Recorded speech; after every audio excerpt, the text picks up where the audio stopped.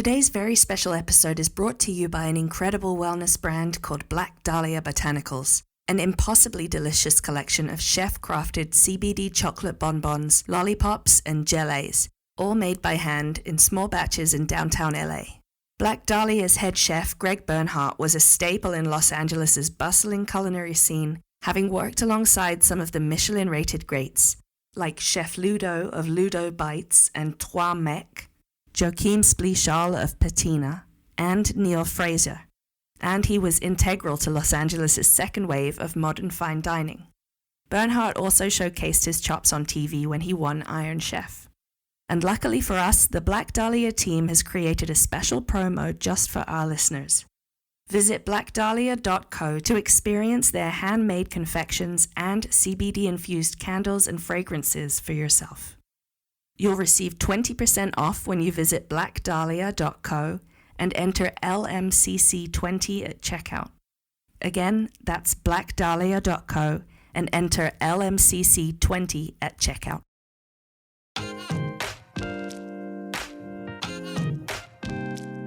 Hi there, welcome to the Luxury Meets Podcast, a new kind of business podcast where we take you around the world to interview global leaders and get into their personal stories about chasing excellence across health, wellness, beauty, travel, sport, hospitality, culinary, beverage, retail, cannabis, design, and so much more.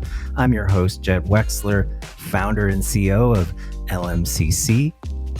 In this episode, I get to interview two incredible people who are launching a new brand together. First, I get to talk to Ricki Lake. Yes, that Ricki Lake, the acclaimed actor known for her Emmy Award-winning namesake talk shows in the 90s through the 2010s, and the youngest person ever at the time to host a syndicated talk show. In 2008, she gave birth on camera in her documentary, The Business of Being Born, reshaping how we look at women's health and the U.S. healthcare system, helping to normalize home births in the process. She's had a massive cultural impact ever since, and now she's turned her attention to cannabis. Ricki is a longtime proponent and consumer of cannabis, having premiered her film Weed the People in 2018 at South by Southwest, examining the use of cannabis as medicine. Also joining us is Lex Corwin, CEO and founder of Stone Road, a queer-led, family-run cannabis brand he founded in 2016 at the age of 23, positioned towards women and the LGBTQ community, committed to harvesting and creating accessible, affordable cannabis products without sacrificing style. Lex led Stone Road to becoming one of the fastest growing cannabis companies in California and throughout key states in the US. Stone Road has been referred to as the industry's sexiest cannabis brand. When he's not running the brand from Stone Road's Venice office, Lex is tending to the company's 57-acre biodynamic family farm in Nevada City, California. I'm thrilled to present Episode 5, Luxury Meets, a new brand launch, featuring Ricki Lake and Lex Corwin. Today's episode is brought to you by Jadestone Branding, a full-service cannabis branding and creative agency specializing in high-end luxury design. Jadestone is a woman-owned and led agency founded by Katie Mata, whose mission is to redefine the luxury cannabis market through unparalleled design excellence. Their work is honestly stunningly beautiful and effective. I've seen it firsthand, with a must-see portfolio that speaks for itself and which stands out as a beacon of sophistication and innovation. Clients include best-in-class brands from industries as varied as cannabis and CBD, beauty, skincare, and wellness, as well as lifestyle. Jadestone only accepts a limited number of client projects per quarter to ensure the highest quality deliverables to all of their clients. So visit jadestonebranding.com/LMCC now to begin the application process of becoming a Jadestone client yourself. Once again, that's jadestonebranding.com/LMCC. As you can imagine, they get booked quickly, so don't delay. Jadestone is the agency that knows how to make your brand unforgettable, irresistible, and impossible to ignore. Before we officially start our interview, I wanted to personally welcome a new sponsor to the podcast, a wellness brand and mission-driven retail destination called Carewell. As a trusted retail destination for wellness, Carewell has long provided its customers with a curated selection of top-quality wellness brands. Now, with the same dedication and expertise, they've launched their own, the Carewell Collection. The Carewell Collection is a premium line of award-winning CBD wellness products created for sleep, stress, pain, and more, including tinctures, gummies, and topicals, each naturally crafted and scientifically perfected. Every product is also backed by transparent lab results accessible to their customers. I love that. The Daily Beast recently had this to say about one of their products. Quote, "If you're ready to leave the restless nights of tossing and turning in the past, look no further than Carewell's powerful CBD vegan sleep gummies." Well, we could all use more of that. And they've created a special promo for our listeners to shop the Carewell Collection. Visit Care Wellness, that's K-E-R, wellness.com, and use code LMCC20 for 20% off at checkout. Once again, use code LMCC20 for 20% off when you visit carewellness.com. That's K-E-R, wellness.com. You'll also find the link in our show notes. Episode 5. Welcome to the Luxury Meets podcast. I am so excited to have my two guests today. Neither of them need an introduction in the world or in the cannabis industry. Please welcome Ricki Lake and Lex Corwin, founder and CEO of Stone Road Farms. They're launching this beautiful new cannabis brand together.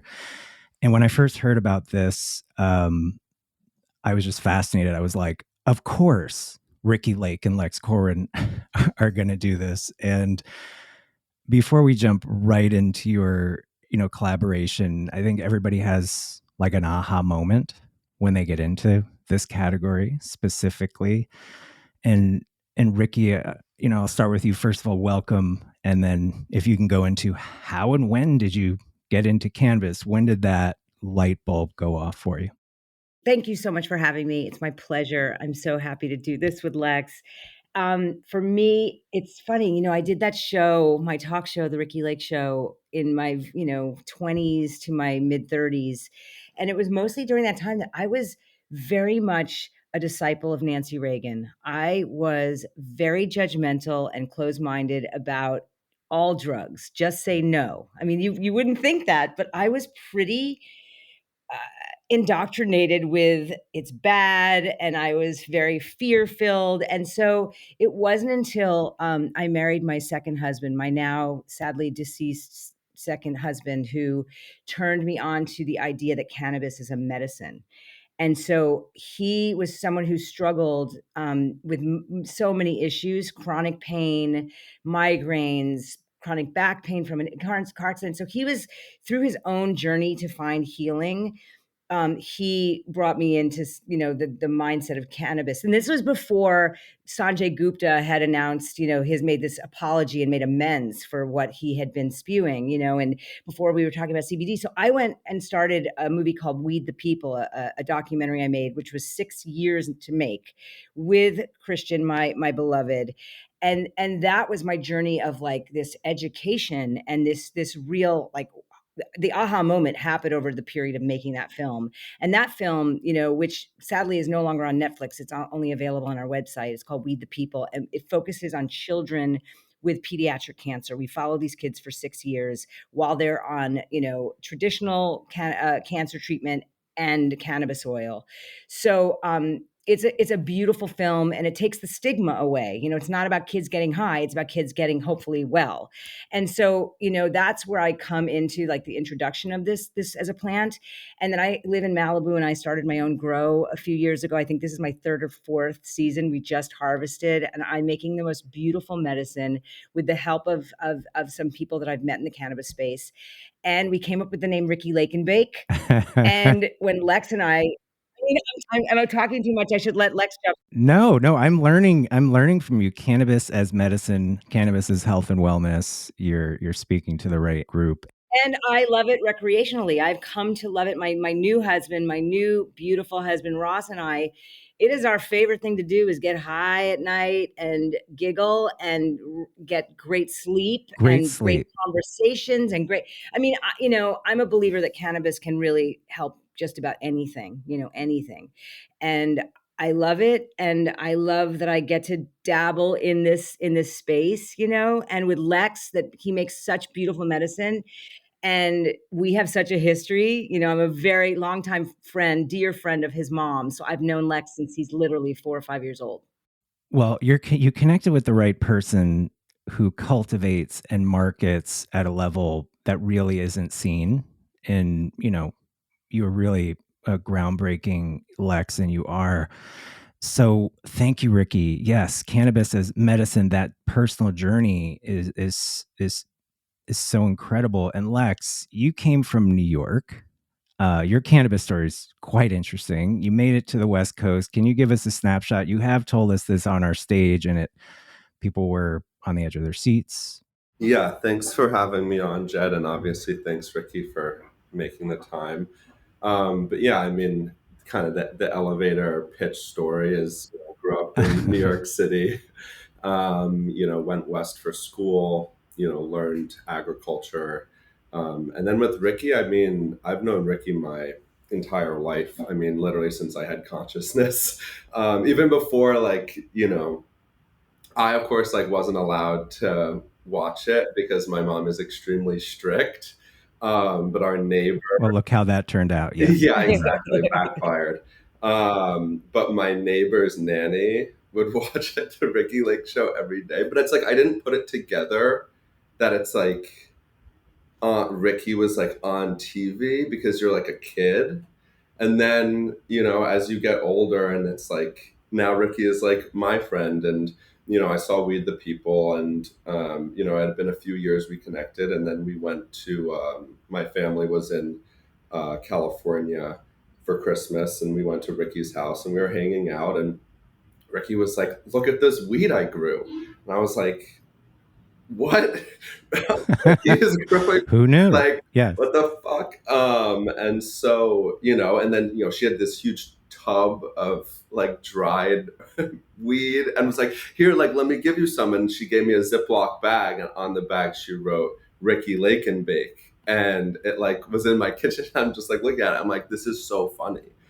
This is so Ricki is growing weed at her house in Malibu. And I was like, "Ricki, would you ever want to do a limited product thing? That could be fun." And Ricki was totally on board, and we flew her up to the farm and, had a day in 106-degree heat. The hottest day on record. The hottest day on record is when Ricki comes. So, and this is a 57-acre biodynamic farm. So are you? Which is not easy to get to, let me say. Well, just getting out of LA must have been, that's 4 hours, right there. Yeah, it was an adventure. I'd never been to that area, which is crazy. I fell in love with Nevada City. That town is so special, and the farm is what he's growing. The medicine, it is so beautiful, and it was hot as hell that day. But we took some really amazing pictures, and I just got to know the people that are working this farm, and just it was amazing. It was amazing. It was definitely uncomfortable that day, but with the heat. But I just am so. I'm so proud of him. Look what he's doing. And, the cannabis business, as you know, is so challenging right now with the taxation and the regulation and it's just madness. And so many of these companies can't stay afloat. And Lex has just managed to just push forward and produce such a beautiful product. It's my pleasure and an honor to partner with him in this way. Thank you. Yeah. I mean, just to go back to, so what is that path from, okay, you visit the farm, you see each other and you make eye contact, and he looks at what you've grown and says brand, of course, because Lex, you're known for creating one of the very first successful modern luxury cannabis brands on the West Coast in the US. You have a really distinct point of view when it comes to design, product, packaging, storytelling, all the things. Not to mention this huge audience on social, customer base, marketing, branding expertise, new ability to expand into new markets. I'm just going how do you take it from visiting the farm into what are the what are the challenges you both have to navigate to getting it to market? I mean, it's really simple. We already have a target audience. We already have a consumer base who Right. has kept us, in business. And for all the people out there who have bought our products in the past, we're here because of you, and we're so appreciative, of you supporting the company. I mean, it's just been an authenticity that's allowed us to grow from basically like a small Northern California farm into like a brand that's about to launch in New York City and is in 6 states. So it's like you just have to tap into the audience, and luckily, a lot of our audience already loves Ricki. Right.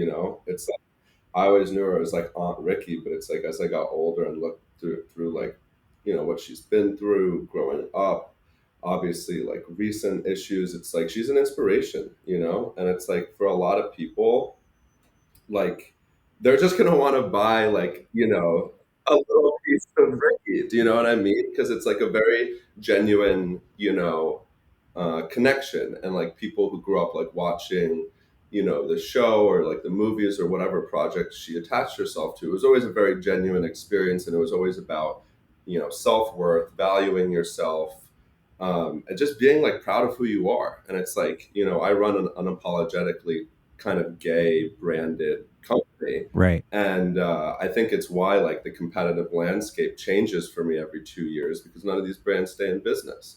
Where it's like, we know our audience, we're going to cater to them, we're going to have inclusive marketing, branding, design, all that stuff.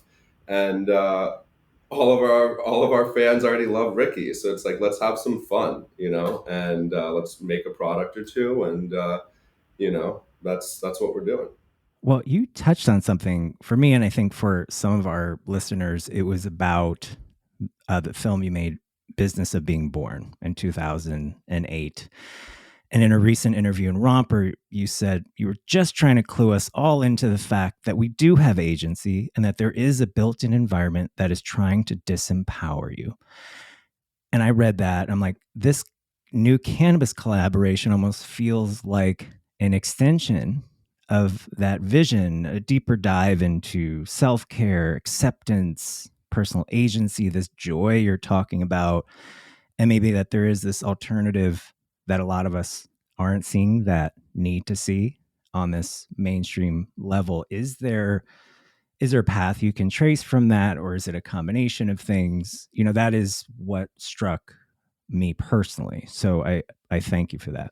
Thank you. Thank you for that. Yeah, no, I think the through line with all of the films that I've made, the documentaries I've made, The Business of Being Born, Weed the People, The Business of Birth Control, which was my latest one, it's really about informed choice, and empowering the consumer, the client, the patient, the recreational cannabis user, the medicinal cannabis, with the information to make an educated, informed choice, and to have options, um, obviously I got inspired and wanted to make The Business of Being Born because of my own birth experiences, my home birth, particularly my water birth at home. That kid is now 23 years old. It's crazy how long ago that was. But I mean, the movie wasn't about have a home birth like me. Right. It's really about educating yourself about what to expect when you go into a hospital system. It really is, a system, and you are plugging into that system when they hook you up to that IV. It's like food for thought. It's just to get your wheels turning, that like, oh, I do have agency. I can refuse this protocol or this because, so yeah, it's all very much connected, and this project with Lex is fun for me. Like I'm 50, I just turned 56. I'm semi-retired. I feel like I've done a lot of work. I've achieved a lot in my career over the last 35 years. And now it's just about playing and having fun. And I obviously believe in this medicine. I believe in his brand and what he's built. Amazing. It is so aligned with where I am in my life. And I'm so happy to be just bringing this out with him. It's so fun. And speaking of that education, I've had some retailers on this podcast. I've spoken quite a few people in the industry, and they say, well, this is probably one of the few once in a generation opportunities. It's a multi-generational customer, 21 to 91. if I'm not mistaken, Ricki, you're Gen X, and Lex, you could be a millennial, Gen Z, Gen Alpha cusp. Is there like these worlds that are colliding, and who is this consumer, in that context? 21 to 91 and above, it's just about having fun and joy. And I think, Ricki really touched on it, but it's about acceptance. And it's like, I think regardless of the political spectrum and what side you're on, I think a lot of people are hurting. I think people are hurting for different reasons. I think, literally yesterday was, the anniversary of like a horrible attack in Israel, and the subsequent, bombings have been absolutely devastating. And it's like, I mourn for civilians on both sides. And, sometimes it's like, we just can't take ourselves so seriously. And we need to remember why,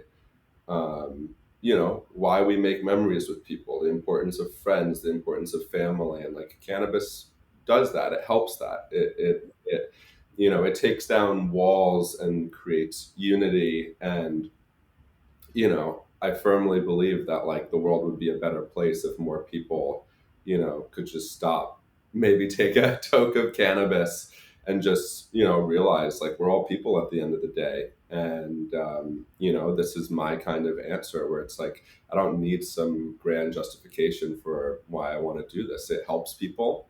And, I'd rather be in the business of helping than hurting. And Ricki, do you see this from where you sit?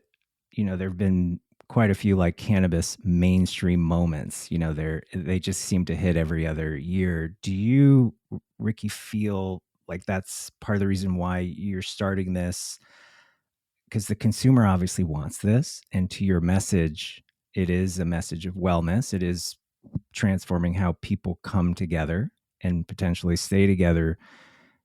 I'll ask you, is this a mainstream inflection point for cannabis, from all of your experience, like pushing through the system?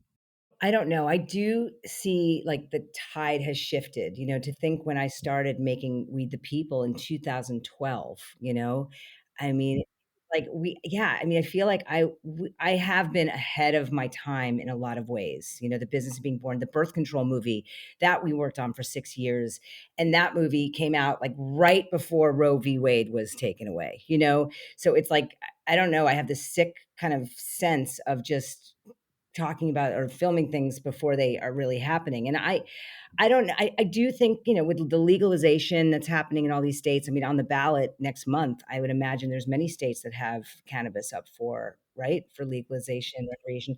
Yeah, I mean, I'm just happy to get my toe in this. This is like a pet project for me, and I adore Lex, and I'm just here for the ride. I'm here to support. Just so you know, Lex, I'm booking a trip. I'm coming to New York in November. So if I don't know when you're having your product in and our product, I don't know when we're landing, but maybe we can do some appearances at dispensaries in New York. Very soon. This is the first part. Yeah, we talk about it and then we release the photos. Okay. And then we have the Okay. product. All right. He has the whole master plan. I just show up. I just go where the light is pointed in my direction, and yeah.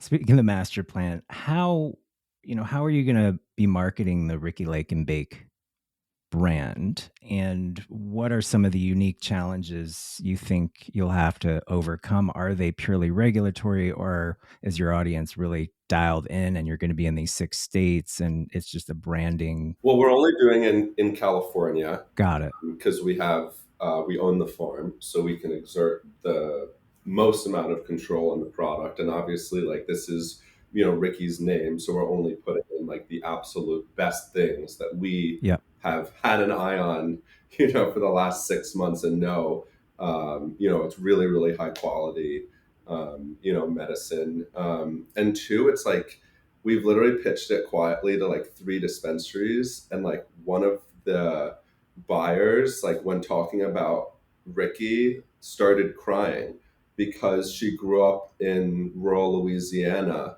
and Ricki was this like female empowerment Actually, Ricki, the dispensary, the dispensary was in Malibu, one of the two dispensaries in Malibu. And Is it the one I go to? Is it? yeah, yeah, No way. yeah. The buyer there, like, literally was crying because she had a really rough childhood, and I feel like a lot of people, used Ricky's message to like get through hard times. And so I don't think, and I've been making products like every week for the last 7 years. So no, I don't think there's going to be any like particular challenges. It's about doing it right and in a, tasteful and respectful manner. So let's go into the product a little bit. And since a good portion of our listeners, our global community of listeners, are outside of cannabis, they may be a little curious. Describe what you're going to be launching. Describe the product as if, I guess, my 84-year-old mom who urgently needs this product. And if you can just, explain what it is, that'd be great. Yeah, so we're just doing two products, and it is a limited launch. We'll basically, release them, and it'll be kind of like a collector's item for people who want to like grab this like little piece of history, and then we'll see how it went, and go from there. And it's like, I've known Ricki my entire life, so she's not going anywhere. If people want more, they can let us know. Um, but that's basically so we'll be doing a half ounce of pre-ground cannabis that comes with rolling papers and the filters, and that's for people who like to kind of do it themselves. And then we'll do a 5-pack of pre-rolls, and yeah, it'll be basically like the best product that we grew this year. And we like to say it's beyond organic. We use no sprays, even organic sprays. We have tens of thousands of ladybugs up there that kind of do all the natural pest control. All the water's from our own well, all the power is from our own solar field. So, making it as naturally as physically possible. So we know consumers are going to absolutely love the products. Now, in terms of what you hope to see in the market and trends, you're starting with these pre-rolls, you're starting with the flower. What are you seeing potentially beyond that? What are the trends in the industry, Lex, that you see? There's a big pivot to drinks. I mean, distribution cost wise, it's very expensive and the margins are very low. So it's kind of like a bigger conversation. I mean, it's still like 1% of the entire market, but they have been gaining volume, especially with like the hemp CBD explosion, where like they can ship it nationally to like 48 states. Obviously, anyone that follows the industry, knows that there's a big contraction happening. Um, I mean, the CEO of Ease, which is the largest delivery service in California and by extension the world, released a letter basically saying, long story short, they got foreclosed on by a senior lender, and so obviously Grassdoor went out of business, a company that in 2022 did $80 million in sales. So High Times, Six Retails, obviously a global brand. Right. Once right. MedMen. Isn't MedMen yeah, gone? MedMen at their peak valuation raised at like a $3.6 billion valuation, and is like out of business. So um, it's not looking good, but honestly, this was like a really needed thing because during COVID, obviously there was, it had just gotten legalized in California, and then no one worked and everyone was getting, generous checks to basically stay at home. And so there was a catalyst that led to an enormous spike. I mean, in 1 year, we grew 800%. We went from a company doing, tens of thousands a month to easily doing our entire 2021 revenue in 1 month. So, the party had to end eventually. And, luckily, like I've always run a really lean operation. So, when times were amazing, yeah, there was a lot more sales. But now that The market has kind of bottomed out, and like so many players, almost 50% have basically like gone out of business.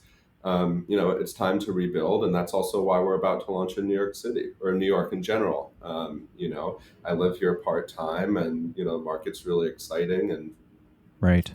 People love cannabis. At the end of the day, there's going to be a market for cannabis, especially as people move away from alcohol, and all this research is coming out about how toxic. Even the old adage of one glass of red wine a night is like good for your heart. It's like, no, that was created by the liquor industry. It's just not true. All alcohol is bad. Obviously, people can enjoy in moderation, but if we're talking purely health wise, and people's reliance on pharmaceuticals, and I think that two of my clients in New York are ex special forces, and I was having lunch with them yesterday, and their PTSD was night terrors, and they would have these horrible dreams, and they started using cannabis, and the dreams stopped. And it's like, okay, if you can do that without Valium or like other like kind of addictive, sleep aids or antidepressants, it's like that's a win, no matter how you market. No, that's very powerful. And Ricki, where you sit in the macro wellness, what are you seeing, on top of that? Is it women's health? Is it reproductive uh, rights? Is it in terms of a greater wellness uh, picture that you're seeing and plugging this brand into? I mean, all of the above. I mean, all of that stuff is what I'm interested in. It's like it's become my wheelhouse. And so, yeah, cannabis just like takes that edge off. We're all living like just today doing this talk with you, like he said, the day after the anniversary of October 7th and what happened in Israel and what's going on in Florida right now, and like what happened in North Carolina, like these storms, and like just cannabis is such a gift to our nervous system, you know? That's Yeah. a great way of putting it. Really, like, I thank God that I live in California. I consider myself so lucky. I am so privileged, and to be able to grow my own medicine on my own land.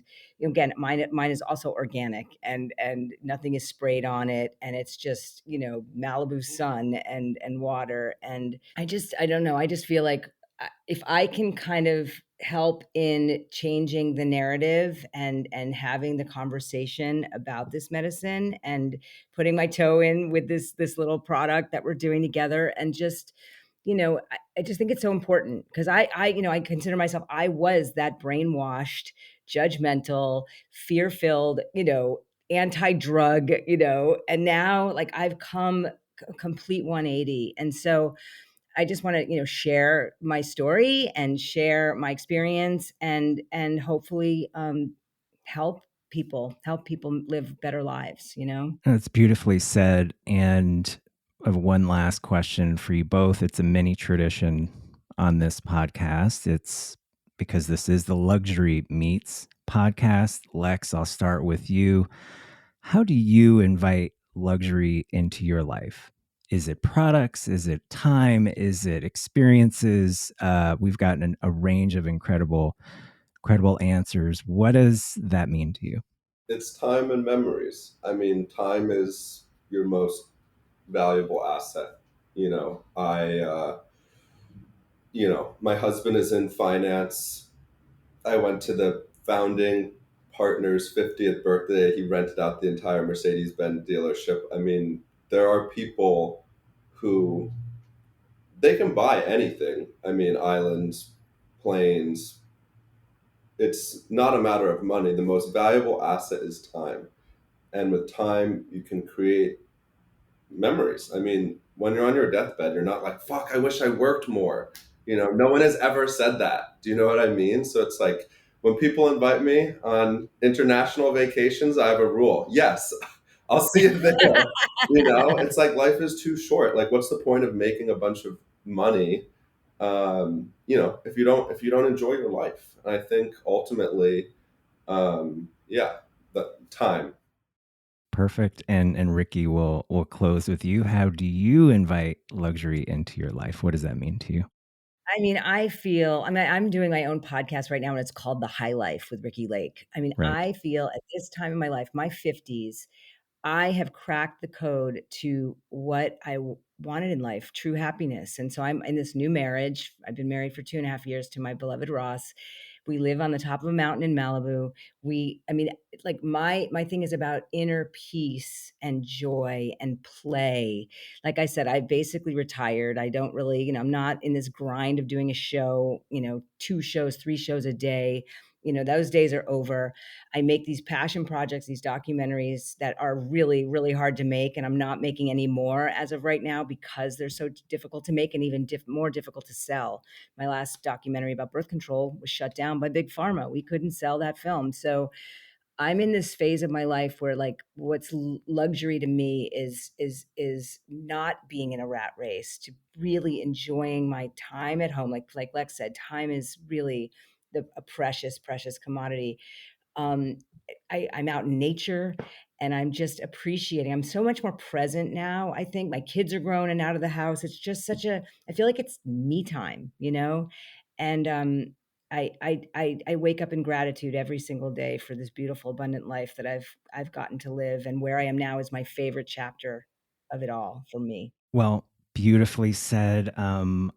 We cannot wait for the Ricki Lake and Bake brand to be everywhere in California, and then just keep transforming the conversation around wellness and fun and health. Thank you, Ricki Lake. Thank you, Lex Corwin.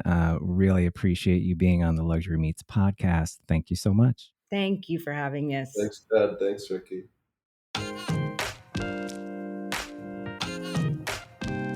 Thank you again to the great Ricki Lake and Lex Corwin of Stone Road. Highly recommend you follow them both on social at Ricki Lake on Instagram and at Stone Road Farms on Instagram. Visit blackdahlia.co to experience and shop their handmade confections, chocolate bonbons, lollipops, gelée, candles, and even fragrances. Receive 20% off when you visit blackdahlia.co and enter LMCC20 at checkout. I also wanted to take this time to thank Jadestone Branding for supporting today's episode. Jadestone Branding is a full-service cannabis branding and creative agency specializing in high-end luxury design. Clients include best-in-class brands from industries as varied as cannabis and CBD, beauty, skincare, and wellness, as well as lifestyle. Jadestone only accepts a limited number of clients per quarter, so visit jadestonebranding.com/LMCC right now to begin the application process of becoming a Jadestone client yourself. Once again, that's jadestonebranding.com/LMCC. And lastly, thank you to our newest sponsor, wellness brand Carewell. Visit Care Wellness, that's KER Wellness.com, to shop the Carewell collection, their premium award-winning line of CBD wellness products created for sleep, stress, pain, and more, including tinctures, gummies, and topicals, each naturally crafted and scientifically perfected.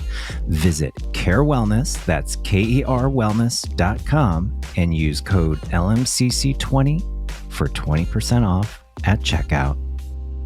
And stay tuned for our next episode, Luxury Meets On Beauty. It's the official kickoff to our On Beauty series, where I get to interview some of the industry's top editors, category influencers, and beauty directors about their personal and professional journeys, their favorite brands and products, and of course, what's trending. To sponsor this podcast, email us at sponsor@lmccshow.com. That's sponsor@lmccshow.com. In the meantime, you can also visit lmccshow.com to add yourself to the global waitlist for one of our award-winning, invite-only, in-person events. See you next time.